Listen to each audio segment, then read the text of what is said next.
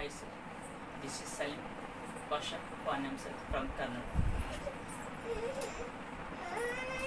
Kindly request sir, please subscribe my YouTube channel Economy Salim Panam. Economy Salim Panam sir.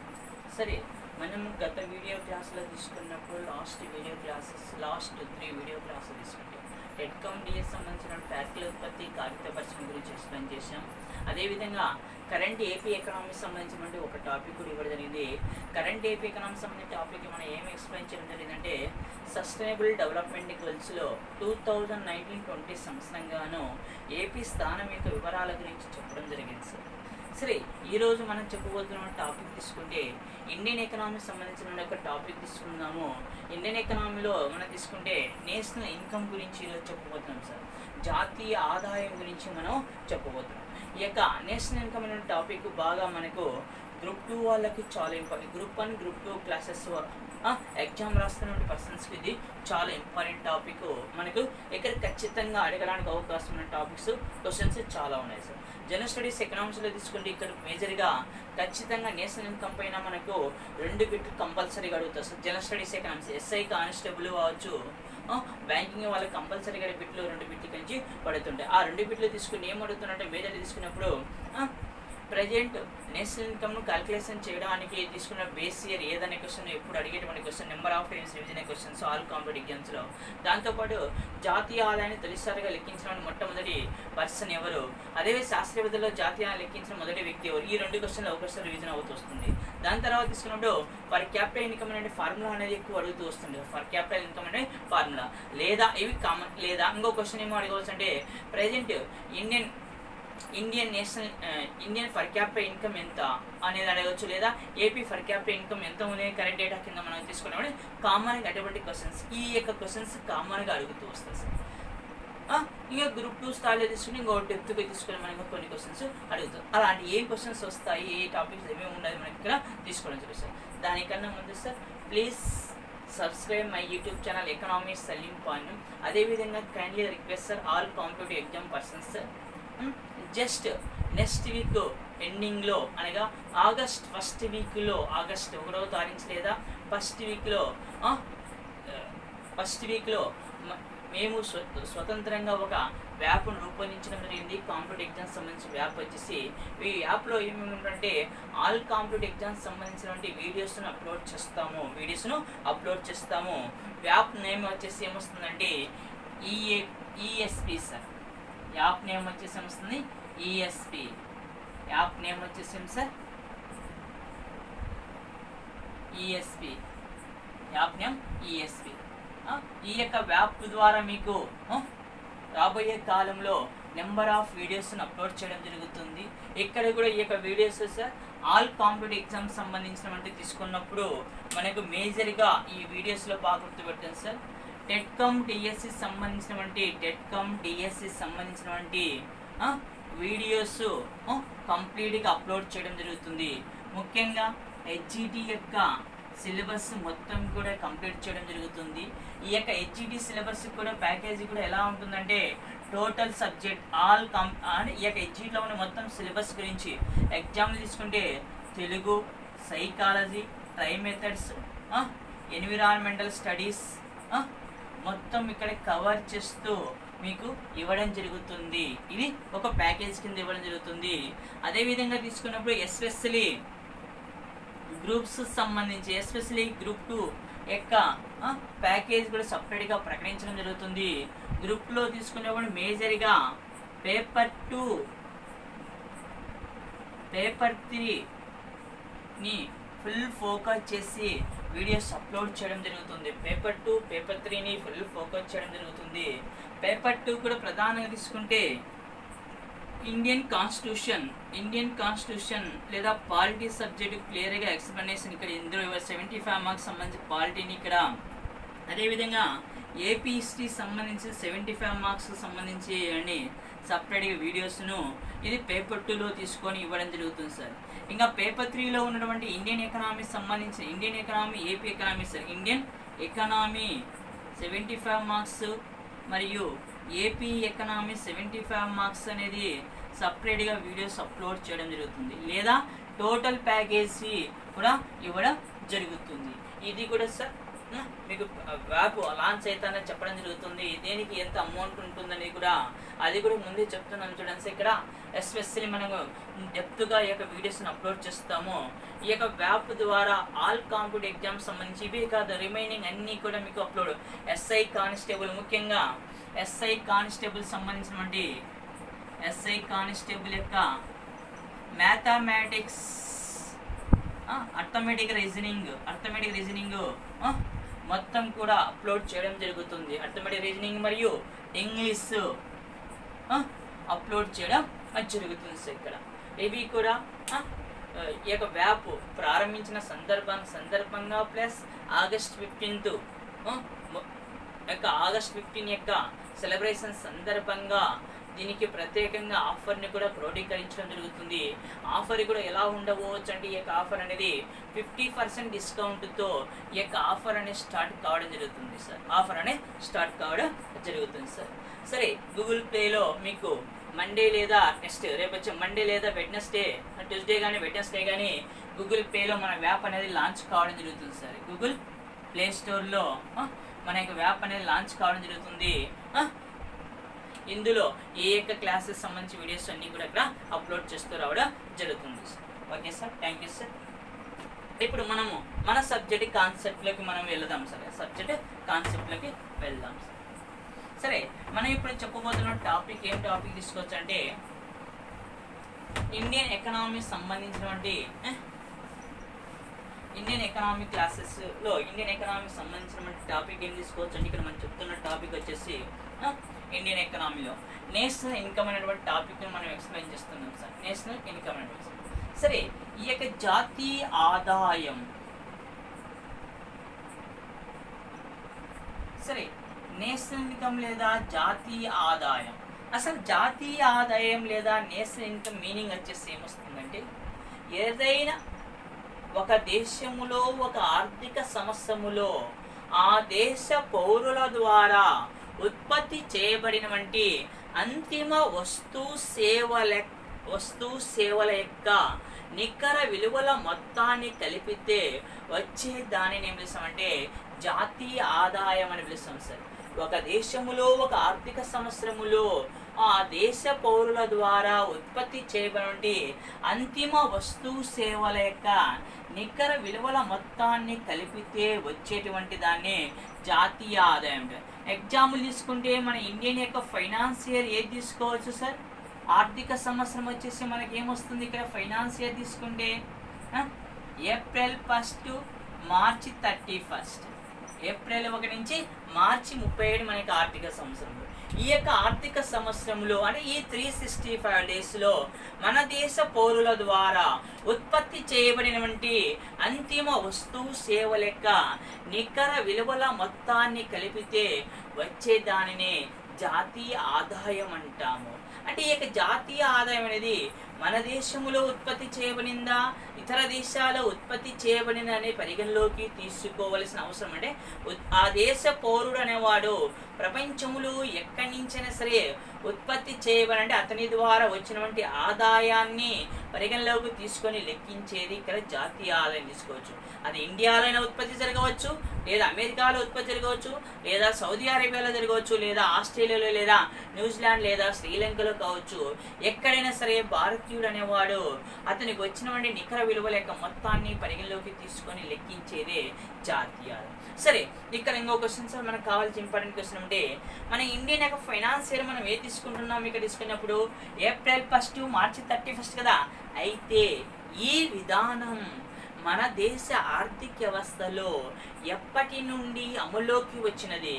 Indian financier అనేటువంటి భావన April 1 నుంచి మార్చి 31 విధానం మన దేశ ఆర్థిక వ్యవస్థ చరిత్రలో ఎప్పుడు లాంచ్ చేయడం జరిగిందంటే, ఎప్పుడు లాంచ్ అయింది సార్? 1866 సార్.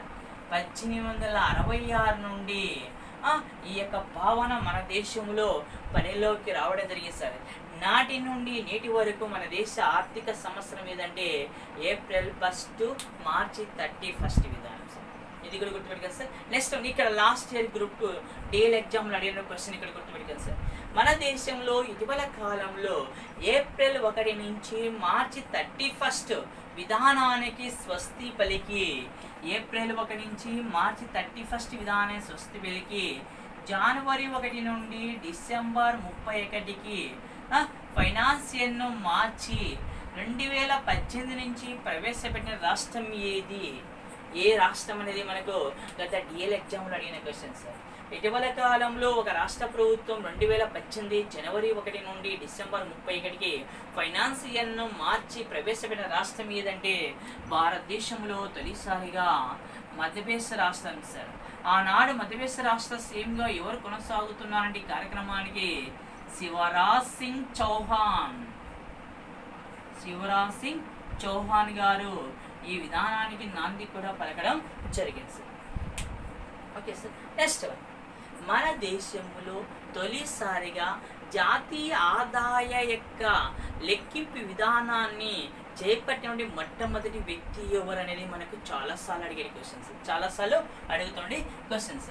సరే, మన దేశ ఆర్థిక వ్యవస్థలో ఈ జాతీయ ఆదాయాన్ని స్వాతంత్రం రాకముందు లెక్కించిన వంటి వివిధ రకాల వ్యక్తుల యొక్క వివరాలను ఒక టేబుల్ రూపంలో మనం మెన్షన్ చేసి ఇక్కడ చూపించబోతున్నాం సార్. ఒక టేబుల్ రూపంలో మెన్షన్ చేసి చూపిస్తున్నాం సార్.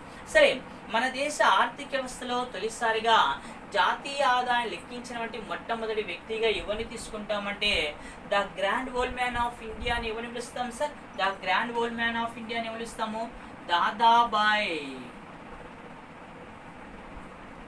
నౌరోజీ గారు. దాదాబాయ్ నౌరోజీ గారు మన భారతదేశంలో తొలిసారిగా జాతీయ ఆదాయం లెక్కించినటువంటి మొట్టమొదటి వ్యక్తిగా తీసుకోవడం జరుగుతుంది. ఈ దాదాబాయ్ నౌరోజీ 1876 సంవత్సరములో 1876లో 1867-68 ఫైనాన్సియర్ను పరిగణలోకి తీసుకొని 1876 సంవత్సరంలో 1867-68 ఆర్థిక సంవత్సరాన్ని పరిగణలోకి తీసుకొని మన దేశంలో తొలిసారిగా జాతీయ ఆదాయాన్ని ఇతడు లెక్కించడం జరిగింది సార్. మన దేశంలో తొలిసారిగా జాతీయ ఆదాయం లెక్కించాడు. ఇతని లెక్కల ప్రకారము నాటి ఇండియన్ యొక్క నేషనల్ ఇన్కమ్ ఎంత అంటే 340 crores సార్. 340 కోట్ల రూపాయలు ఉన్నట్టు ఇతని లెక్కల ప్రకారం తెలపడం జరిగింది సార్. అదేవిధంగా నాటి ఇండియన్ యొక్క ఫర్ క్యాపిటల్ ఇన్కమ్ తలసరి ఆదాయం ఎంత ఉన్నట్లు ఇతని యొక్క లెక్కల ప్రకారం మెన్షన్ చేసుకోవడం జరిగిందంటే నాడు ఒక్కొక్క వ్యక్తి యొక్క తలసరి ఆదాయం ఎంత ఉందంటే నాడు 20 రూపాయలు. భారతదేశం యొక్క జాతీయ ఆదాయం నాడు ఇతని లెక్కల ప్రకారం ఎంతంటే 340 కోట్లు ఉన్నట్లు ఇట్లా పెరగడం జరిగింది సార్. అదేవిధంగా ఇతడు దాదాబాయ్ నౌరోజీ గారు బ్రిటిష్ వారు మన దేశ ఆర్థిక వ్యవస్థను దోచుకున్న విధానాన్ని కూడా విమర్శిస్తూ ఒక సిద్ధాంతాన్ని రూపొందించాడు. దాన్ని ఏమిటంటే డ్రైన్ థియరీ అని సంబోధిస్తాం సార్. డ్రైన్ థియరీ లేదా డ్రైన్ సిద్ధాంతం. ఈ డ్రైన్ సిద్ధాంతంలో ఇతడు ఏమని పేర్కొన్నాడంటే నాడు భారతీయుల యొక్క సంపదను బ్రిటిష్ వాళ్ళు ఎన్ని కోట్లు దోచుకున్నట్లు పరిగణలోకి తీసుకోవడం జరిగిందంటే ఇతని లెక్కల ప్రకారము 1432 కోట్ల రూపాయలు బ్రిటిష్ వారు మన దేశ ఆర్థిక వ్యవస్థను దోపిడీ చేశారని ఇక్కడ వర్ణించడం జరిగింది సార్. మొట్టమొదటి వ్యక్తి ఎవరు? దాదాబాయ్ నౌరోజీ సార్. దాదాబాయ్ నౌరోజీ సార్. అదేవిధంగా తీసుకున్నప్పుడు ఇతని తర్వాత జాతీయ ఆదాయాన్ని లెక్కించిన వ్యక్తులు కూడా మనం పరిగణలోకి తీసుకుందాం సార్. ఇతని తర్వాత జాతీయ ఆదాయాన్ని లెక్కించిన వ్యక్తులు వేసుకున్నాం. మొదటి వ్యక్తి ఎవరు సార్? దాదాబాయ్ నౌరోజీ 1867-68 ఆర్థిక సంవత్సరాన్ని బేస్ చేసుకొని నాడు జాతీయ ఆదాయం లెక్కించాడు. ఇతని లెక్కల ప్రకారం నాడు భారతీయుల యొక్క జాతీయ ఆదాయం ఎంత అంటే 340 కోట్ల రూపాయలు సార్. 340 కోట్లు. నాడు భారతీయుల యొక్క తలసరి ఆదాయం ఎంత 20 రూపాయలుగా తీసుకోవచ్చు. నెక్స్ట్ రెండో వ్యక్తి అర్కిన్సన్ అనేటువంటి వ్యక్తి 1877-76 సంవత్సరంలో పరిగణలోకి తీసుకొని లెక్కించాడు. ఇతని లెక్కల ప్రకారం తీసుకుంటే 574 కోట్ల రూపాయలు నాడు జాతీయ ఆదాయం ఉంది. తలసరి ఆదాయం 31 రూపీస్గా పేర్కొనడం జరిగింది sir. Next Baring and David Barbour 1882-83లో లెక్కించడం జరిగింది. 82-83 పరిగణలోకి తీసుకొని లెక్కించాడు. ఎన్ని కోట్ల రూపాయలు జాతీయ ఆదాయం ఉన్నట్టు పేర్కొన్నాడంటే 525 కోట్ల రూపాయలు జాతీయ ఆదాయం ఉన్నట్లు పేర్కొనడం జరిగింది. అదేవిధంగా నాడు తలసరి ఆదాయం ఎంతంటే 27 రూపీస్ ఉన్నట్లు పేర్కొనడం జరిగింది సార్. నెక్స్ట్ మనకు లార్డ్ కర్జన్ సార్. ఈ లార్డ్ కర్జన్ వాడు నాడు 1897-98 ఆర్థిక సంవత్సరం పరిగణలోకి తీసుకొని లెక్కించాడు. ఇతని లెక్కల ప్రకారం నాడు భారతీయుల యొక్క తలసరి ఆదాయం ఎంతంటే 675 కోట్ల రూపాయలు. పర్ క్యాపిటల్ ఇన్కమ్ నాడు భారతీయుల యొక్క జాతీయ ఆదాయం ఎంతంటే 675 కోట్ల రూపాయలు. తలసరి ఆదాయము 30 రూపీస్ ఉన్నట్టు పేర్కొన్నాడు సార్. నెక్స్ట్ విలియం డిగ్బీ అనేవాడు 1899-1900 సంవత్సరంలో పరిగణలోకి తీసుకొని లెక్కించాడు. ఇతని ప్రకారం తలసరి ఆదాయం నాడు జాతీయ ఆదాయం ఎంత అంటే 390 కోట్ల రూపాయలు. తలసరి ఆదాయం వచ్చేసి 17 రూపీస్ సార్, 17 రూపాయలు 17. నెక్స్ట్ ఫిన్లే ఫిషర్స్ అనేవాడు 1911-12 ఆర్థిక సంవత్సరం పరిగణలోకి తీసుకొని లెక్కించాడు. ఇతని లెక్కల ప్రకారం నాడు భారతీయుల యొక్క తలసరి ఆదాయం జాతీయ ఆదాయం 1942 కోట్ల రూపాయలు సార్, 1942 కోట్ల రూపాయలు. తలసరి ఆదాయము 80 రూపాయలు నట్టు పేర్కొనడం జరిగింది సార్. నెక్స్ట్ వాడియా మరియు జోషి 1913 సంవత్సరం 13-14 సంవత్సరం పరిగణలోకి తీసుకొని లెక్కించారు. వీళ్ళ లెక్క ప్రకారం తీసుకున్నాడు జాతీయ ఆదాయము 1087 కోట్ల రూపాయలు సార్, 1087 కోట్ల రూపాయలు. పర్ క్యాపిటల్ ఇన్కమ్ వచ్చేసి 44 రూపీస్ సార్, తలసరి ఆదాయం 44 రూపాయలు ఉంది. నెక్స్ట్ ఆర్నాల్డ్ లిఫ్టన్ 1919-20 ఆర్థిక సంవత్సరంలో పరిగణలోకి తీసుకొని లెక్కించారు. ఇతని లెక్కల ప్రకారం తీసుకుంటే నాడు జాతీయ ఆదాయము 2854 కోట్ల రూపాయలు సార్, 2854 కోట్ల రూపాయలు. పర్ క్యాపిటల్ ఇన్కమ్ వచ్చేసి 144 rupees sir, 144 rupees. Next one కేటీసా మరియు కంబట్ట అనేటువంటి వ్యక్తులు ఇద్దరు లెక్కించారు. 1921-22 ఫైనాన్షియల్ పరిగణలోకి తీసుకొని లెక్కించారు. వీళ్ళ లెక్కల ప్రకారం తీసుకుంటే నాడు నేషనల్ ఇన్కమ్ ఏంటంటే 2364 సార్, 2364. పర్ క్యాపిటల్ ఇన్కమ్ ఏంటంటే 74 rupees sir, 74 rupees. Next V K Rao 1931-32 financial పరిగణలోకి తీసుకొని లెక్కించాడు. ఇతని లెక్కల ప్రకారం జాతీయ ఆదాయం 1689 కోట్ల రూపాయలు, తలసరి ఆదాయం 62 రూపాయలుగా తీసుకోవడం జరుగుతుంది సార్. నెక్స్ట్ ఆర్సి దేశాయ్ 1931-32 పరిగణలోకి తీసుకొని లెక్కించాడు. 1200 కోట్ల రూపాయలు నాటి జాతీయ ఆదాయం ఉన్నట్లు, 64 రూపాయలు తలసరి ఆదాయం ఉన్నట్లు ఇతరు లెక్కించడం జరిగింది సార్. నెక్స్ట్ నటరాజన్ అటువంటి ఆర్థికవేత్త లెక్కించాడు. 1938-39 పరిగణలోకి తీసుకొని లెక్కించాడు. ఇతని ప్రకారం 1482 కోట్ల రూపాయలు సార్, 1482 కోట్ల రూపాయలు. జాతీయ ఆదాయం తలసరి ఆదాయం వచ్చేసి 67 రూపాయలు సార్, తలసరి ఆదాయం అంతా 67 రూపాయలు తీసుకొని లెక్కించారు. మనకు ఇవి ఇందులో కానీ మనకి ఇక్కడ ప్రధానమైన ఇంపార్టెంట్ ఏంటంటే ఇక్కడ దాదాబాయి నౌరోజీ అనేది మనకు చాలా ఇంపార్టెంట్. దాని తర్వాత తీసుకున్నప్పుడు మరొక వ్యక్తి ఎవరంటే మనకు కావాల్సిన వాడు వికే రావు సార్. ఎవరు సార్? వికే రావు సార్. ఆల్రెడీ దాదాబాయి నెహ్రూ గురించి చెప్పాము. నెక్స్ట్ వికే రావు గురించి తీసుకుందాం సార్. ఎవరు సార్? నెక్స్ట్ వికే రావు గురించి తీసుకుందాం. ఇక్కడ దాదాబాయి నౌరోజీ ప్రకారం తీసుకుంటే నాడు భారతీయుల యొక్క జనాభా కూడా పాపులేషన్ ఎంత అంటే సార్ నాడు 17 crores సార్. నెక్స్ట్ వికే రావు. ఇక్కడ క్వశ్చన్ బాగా గుర్తుపెట్టుకోవచ్చు. ఇక్కడ మనకి ఈ రెండింటి పేర్ల మీద మన క్వశ్చన్స్ రావడానికి అది గ్రూప్ 2లో కావచ్చు, గ్రూప్ 3లో కావచ్చు, ఆల్ కాంపిటేటివ్ ఎగ్జామ్స్లో కావచ్చు, జనరల్ స్టడీస్ ఎకనామిక్స్లో కావచ్చు, కంపల్సరీగా మార్క్ అడిగే ప్రాంతం ఇక్కడే సార్. జాతీయ ఆదాయాన్ని తొలిసారిగా లెక్కించినటువంటి ఆర్థికవేత్త ఎవరు లేదా మొట్టమొదటి వ్యక్తి ఎవరంటే దాదాబాయి నౌరోజీ సార్. కానీ ఇప్పుడు చెప్పేబెట్టి బాగా గుర్తుపెట్టుకోండి సార్. జాతీయ ఆదాయాన్ని తొలిసారిగా సైంటిఫిక్ మెథడ్లో లేదా శాస్త్రీయ పద్ధతిలో క్యాల్కులేటింగ్ చేసినటువంటి మొట్టమొదటి పర్సన్ ఎవరు? జాతీయ ఆదాయాన్ని తొలిసారిగా శాస్త్రీయ పద్ధతిలో లెక్కించినటువంటి మొట్టమొదటి వ్యక్తి ఎవరంటే వికే రావు సార్. వికే రావు ఏ సంవత్సరంలో లెక్కించంటే 1931-32 పరిగణలోకి తీసుకొని లెక్కించాడు. 31-32 పరిగణలోకి తీసుకొని ఇచ్చాడు. అసలు వికే రావు యొక్క పూర్తి పేరు ఏమిటి అనేది చాలా ఇంపార్టెంట్, బాగా గుర్తు పెట్టుకోండి సార్. వి ఫర్ వచ్చేసి విజయేంద్ర,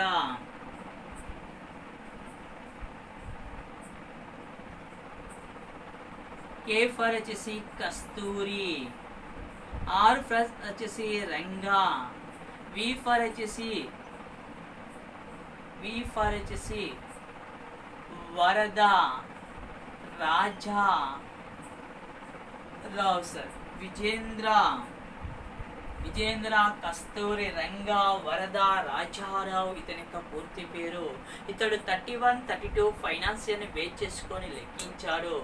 ఇతని లెక్కల ప్రకారం నాడు భారతీయ లెక్కత జాతీయ ఆదాయం ఎంత అంటే 1689 కోట్లు సార్. ఇతని లెక్కల ప్రకారం ఇండియాక నేషనల్ ఇన్కమ్ ఎంత అంటే 1689 కోట్లు. ఇతని లెక్క ప్రకారం నాడు పర్ క్యాపిటల్ ఇన్కమ్ ఎంత, భారతీయ లెక్క పర్ క్యాపిటల్ ఇన్కమ్ ఎంత అంటే నాడు 62 రూపాయలు సార్. 62 రూపాయలుగా తీసుకోవడం జరుగుతుంది.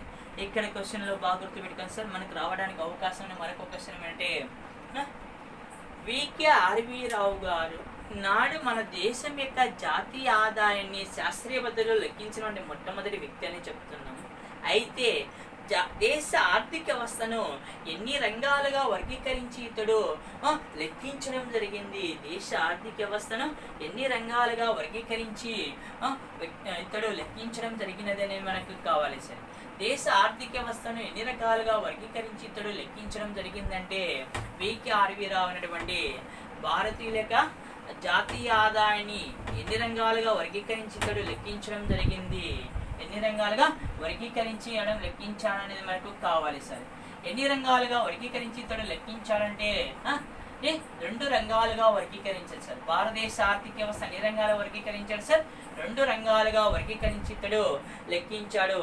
ఆ 2 రంగాలు ఏవనే మనకు కావాలి సార్. ఆ 2 రంగాలు ఏవి, ఏ విధంగా పరిగణలోకి తీసుకొని లెక్కించాడనేది కావాలి సార్.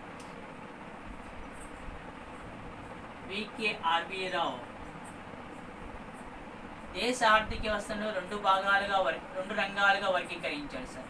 ఆ 2 రంగాలు ఏమి తీసుకోవచ్చు అంటే, ఒకటి అగ్రికల్చర్ సెక్టార్ వ్యవసాయ రంగం, 2 వచ్చేసి కార్పొరేషన్ సెక్టార్ కార్పొరేషన్ రంగం సార్. దేశ ఆర్థిక వ్యవస్థను 2 types గా డివైడ్ చేశాడు. 2 రంగాలుగా 2 సెక్టార్ డివైడ్ చేశాడు. ఒకటి అగ్రికల్చర్ సెక్టార్, 2 కార్పొరేషన్ సెక్టార్ గా తీసుకున్నాడు.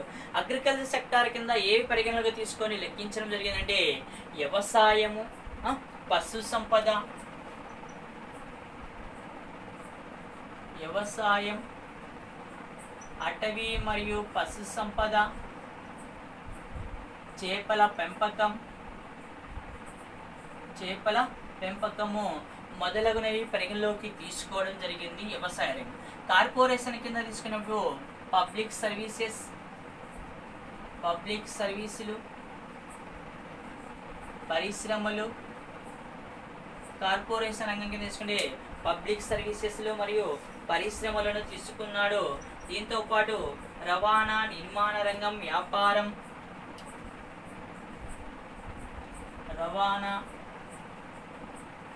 నిర్మాణ రంగం, వ్యాపారం మొదలు వచ్చేసి కార్పొరేషన్ సెక్టార్ కింద తీసుకొని లెక్కించాడు సార్. కార్పొరేషన్ సెక్టార్ కింద తీసుకొని లెక్కించాడు. అయితే ఇక్కడ ఇప్పుడు చెప్పి పెట్టి చాలా ఇంపార్టెంట్. ఇంకా విజయేంద్ర కస్తూరి రంగా వరద రాజారావు గారు లేదా వికే రావు గారు జాతీయ ఆదాయాన్ని నాడు ఏ మదింపు పద్ధతుల కింద లెక్కించడం జరిగింది? తొలిసారిగా శాస్త్రీయ పద్ధతిలో. జాతీయ ఆదాయం లెక్కించడానికి పరిగణలోకి తీసుకునే మదింపు పద్ధతులు ఎన్ని ఉన్నాయి sir? Concept of measurement of national income తీసుకున్నప్పుడు మెజర్మెంట్ ఆఫ్ నేషనల్ ఇన్కమ్ లేదా మదింపు పద్ధతులు ఏం తీసుకోవచ్చు? మనము 3 types గా తీసుకోవచ్చు. ఏమేమి వస్తుంది ఇక్కడ? ఉత్పత్తి మదింపు పద్ధతి ఒకటి వస్తుంది, 2 ఆదాయ మదింపు పద్ధతి వస్తుంది, 3 వెయ్యాల మదింపు పద్ధతి వస్తుంది కదా. ఉత్పత్తి, ఆదాయ, వెయ్యాల మదింపు పద్ధతి. ఇందులో ఏ మదింపు పద్ధతి ప్రకారం ఇతడు పరిగణలోకి తీసుకొని లెక్కించాడంటే జాతీయ ఆదాయాన్ని వీకారు ఉత్పత్తి మదింపు పద్ధతి మరియు ఆదాయ మదింపు పద్ధతిని పరిగణలోకి తీసుకొని వికే రావు గారు మన దేశ ఆర్థిక వ్యవస్థలో తొలిసారిగా శాస్త్రీయ పద్ధతిలో జాతీయ ఆదాయం లెక్కించారు సార్. ఏ మెజర్మెంట్ మెథడ్ తీసుకున్నారు సార్? మదింపు పద్ధతిలో ఉత్పత్తి మదింపు పద్ధతి మరియు ఆదాయ మదింపు పద్ధతి పరిగణలోకి తీసుకొని ఇక్కడ లెక్కించడం జరిగింది. అయితే ఉత్పత్తి మదింపు పద్ధతి కింద ఏ రంగాన్ని తీసుకున్నాడో, ఆదాయ మదింపు పద్ధతి కింద ఏ రంగాన్ని పరిగణలోకి తీసుకొని లెక్కించడం జరిగింది అనేది మనకి కావాలి సార్. ఉత్పత్తి మదింపు పద్ధతి కింద ఏ రంగాన్ని తీసుకొని పరిగణలోకి తీసుకున్నారంటే ఉత్పత్తి మదింపు పద్ధతి కింద అగ్రికల్చర్ సెక్టార్ సార్. ఉత్పత్తి మదింపు పద్ధతి కింద వ్యవసాయ రంగాన్ని తీసుకున్నాడు. కార్పొరేషన్ రంగాన్ని వచ్చేసి ఆదాయ మదింపు పద్ధతి కింద తీసుకొని లెక్కించాడు సార్. కార్పొరేషన్ సెక్టార్ని ఏక మదింపు పద్ధతి సార్, ఆదాయ మదింపు పద్ధతి. వ్యవసాయ రంగాన్ని వచ్చేసి ఉత్పత్తి మదింపు పద్ధతి కింద తీసుకొని పరిగణలోకి తీసుకొని లెక్కించడం జరిగింది సార్. సరే సార్, ఇక్కడ మనకు బాగా గుర్తుపెట్టుకోండి సార్, ఇప్పటికి కూడా భారతదేశ ఆర్థిక వ్యవస్థల్లో జాతీయ గణాంక సంస్థ జాతీయ ఆదాయం లెక్కించడానికి ఏ మదింపు పద్ధతిలో పరిగణలోకి తీసుకొని లెక్కిస్తుందంటే నాడు మనకు వికే రావు గారు ఉపయోగించిన మదింపు పద్ధతులనే పరిగణలోకి తీసుకొని లెక్కిస్తుంది. వికే రావు గారు ఉపయోగించిన మదింపు పద్ధతులు ఏమున్నాయి ఇక్కడ? ఉత్పత్తి మదింపు పద్ధతి, ఆదాయ మదింపు పద్ధతి ఉన్నాయి కదా. ఈ మదింపు పద్ధతుల పరిగణలోకి తీసుకొని ఇక్కడ ప్రస్తుతం కూడా జాతీయ ఆదాయాన్ని భారత ప్రభుత్వం లెక్కిస్తూ వస్తున్నది సార్. ప్రతి సంవత్సరం లెక్కిస్తూ వస్తున్నది. ఇది స్వాతంత్రం ముందు లెక్కించినటువంటి విధానం. తర్వాత స్వాతంత్రం వచ్చిన తర్వాత జాతీయ ఆదాయం లెక్కించినటువంటి విధానం అనేది మనకు తీసుకుందాం సార్. స్వాతంత్రం వచ్చిన తర్వాత జాతీయ ఆదాయాన్ని లెక్కించడానికి నెహ్రూ గారి ప్రభుత్వం నియమించినటువంటి కమిటీ ఏదంటే, ఏ కమిటీ నియమించడం జరిగిందంటే NIC sir, national income committee లేదా జాతీయ ఆదాయ అంచనాల కమిటీ సార్. జాతీయ ఆదాయ అంచనాల కమిటీని నియమించడం జరిగింది. జాతీయ ఆదాయ అంచనాల కమిటీని ఏ ప్రభుత్వం అంటే నెహ్రూ గారి ప్రభుత్వం నియమించడం జరిగింది. అయితే ఈ జాతీయ అంచనాల కమిటీని ఎప్పుడు ఏర్పాటు చేశారనేది కావాలి సార్. జాతీయ ఆదాయ అంచనాల కమిటీని ఏర్పాటు చేయబడిన సంవత్సరం వచ్చేసి 1949లో ఏర్పాటు చేశారు. ఎన్నవ తేదీని ఏర్పాటు చేశారంటే జాతీయ అంచనాల కమిటీని ఆగస్ట్ 4, 1949. సభ్యుల సంఖ్య ఎంతమందితో దీన్ని ఏర్పాటు చేయడం జరిగిందంటే 3 మెంబర్స్ సార్. 1+2 సార్. 1+2. ఎవరి అధ్యక్షతన ఏర్పాటు చేశారంటే దీనికి చైర్మన్గా ఎవరిని తీసుకోవడం జరిగిందంటే పిసి మహలనోబిస్. పిసి ఫర్ వచ్చండి ప్రశాంత చంద్ర మహలనోబిస్. పూర్తి పేరు సార్ ప్రశాంత చంద్ర మహలనోబిస్ అధ్యక్షతన. ఇక్కడ ఒక పాయింట్ గుర్తుపెట్టుకోండి సార్. పిసి మహలనోబిస్ ఏ పితామహుడిగా పిలుస్తారంటే ఫాదర్ ఆఫ్ ద ఇండియన్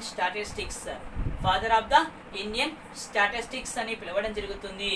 అదేవిధంగా ఈ పిసి మహలనోబిస్ అనే వ్యక్తి పశ్చిమ బెంగాల్ రాష్ట్రానికి చెందినటువంటి వ్యక్తి సార్. పశ్చిమ బంగాల్ రాష్ట్రానికి చెందిన వ్యక్తి సార్. ఇతని యొక్క జయంతి ఎన్నవ తేదీ అంటే ఇతని యొక్క బర్త్డే వచ్చేసి జూన్ 29 సార్. ఇతని యొక్క బర్త్డే సార్ జూన్ 29. అయితే ఈ జూన్ 29 భారత ప్రభుత్వం ఏ డేగా నిర్వహిస్తుంది? ఇటీవల కాలంలో జూన్ 29 భారత ప్రభుత్వం ఏ డేగా నిర్వహిస్తుంది అనగా ఇతని ఏమని పిలుస్తున్నాం? Father of the Indian statistics అని పిలుస్తున్నాం. ఏమని? పిసి మహలనోబిస్. ఇతని జయంతి ఎప్పుడు సార్? జూన్ 29. ఈ జూన్ 29 ఎక్స్ ప్రైమ్ మినిస్టర్ అంటే నాటి భారత ప్రధానమంత్రి ఎవరంటే డాక్టర్ మన్మోహన్ సింగ్ గారు ఇతని జయంతిని ఏ డేగా తీసుకున్నారంటే నేషనల్ స్టాటిస్టిక్స్ డేగా ప్రకటించాడు సార్. నేషనల్ స్టాటిస్టిక్స్ డేగా ప్రకటించి నిర్వహిస్తున్నారు భారత ప్రభుత్వం సార్. ఎవరు సార్? పిసి మహలనోబిస్ జయంతి సందర్భంగా. అదేవిధంగా ఇక్కడ సభ్యులుగా ఎవరిని తీసుకోవడం జరిగిందంటే రిమైనింగ్ 2 మెంబర్స్ వచ్చేసి డిఆర్ గాడ్గిల్ మరియు వికేఆర్వి రావు. డిఆర్ గాడ్గిల్ మరియు వికేఆర్వి రావుని ఇక్కడ సభ్యులుగా తీసుకున్నారు సార్. జాతీయ ఆదాయ అంచనాల కమిటీని సభ్యులు ఎవరంటే డిఆర్ గాడ్గిల్ మరియు వికేఆర్వి రావు. చైర్మన్ వచ్చేసి పిసి మహలనోబిస్. సరే, వీళ్ళ లెక్కల ప్రకారము నాడు వీళ్ళ యొక్క లెక్కల కింద తీసుకున్నప్పుడు ఏ సంవత్సరాన్ని ఇక్కడ పరిగణలోకి తీసుకొని లెక్కించాలనేది మనకు కావాలి సార్. ఇక్కడ జాతీయ ఆదాయాన్ని 2 విధాలుగా లెక్కిస్తారు సార్. జాతీయ ఆదాయాన్ని 2 విధాలుగా లెక్కిస్తారు. ఒకటి ప్రజెంట్ మార్కెట్ వాల్యూ ప్రకారము, ప్రస్తుత మార్కెట్ ధరల ప్రకారం ఒకటి. 2 స్థిర ధరల ప్రకారము పరిగణలోకి తీసుకుంటారు సార్. ఆ విధంగా ఈ యొక్క జాతీయ ఆదాయ అంచనాల కమిటీ ఏ సంవత్సరాన్ని పరిగణలోకి తీసుకొని జాతీయ ఆదాయం లెక్కించిందంటే 1948-49 సంవత్సరాన్ని బేస్ చేసుకొని జాతీయ ఆదాయాన్ని లెక్కించడం జరిగింది సార్. 48-49 బేస్ చేసుకొని లెక్కిస్తుంది. ఈ యొక్క జాతీయ ఆదాయ అంచనాల కమిటీ తొలి నివేదికను సమర్పించిన సంవత్సరం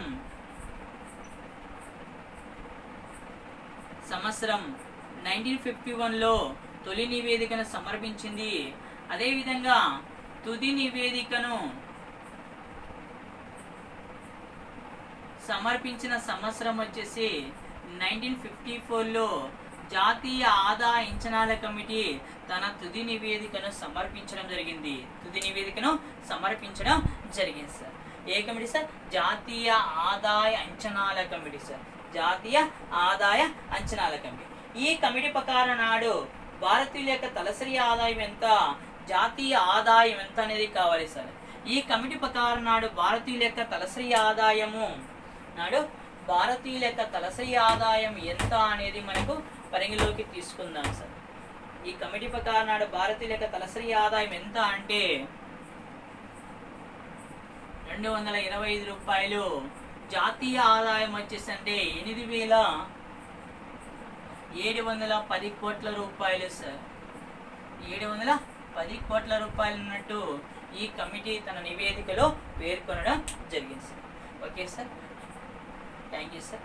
please subscribe my YouTube channel economics Saleem Pandyam sir. Next వీడియోలో దీనికి సంబంధించి రిమైనింగ్ బ్యాలెన్స్ టాపిక్స్ కవర్ చేస్తూ వస్తాను.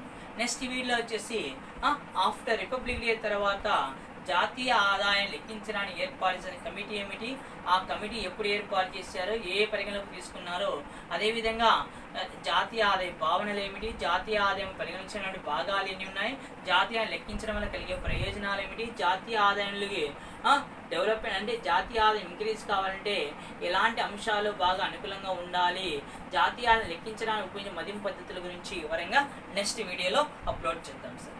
Okay sir. అదేవిధంగా మా యొక్క యాప్ అయినటువంటి ESP యాప్ మీకు రేపు మండే వచ్చేసి గూగుల్ ప్లే స్టోర్లో లాంచ్ కావడవుతుంది.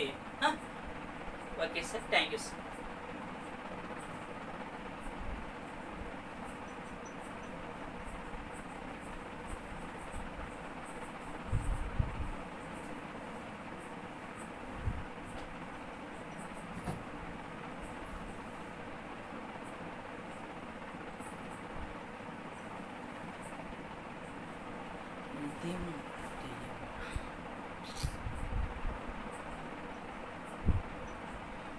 చెప్పి కూడా వేస్ట్.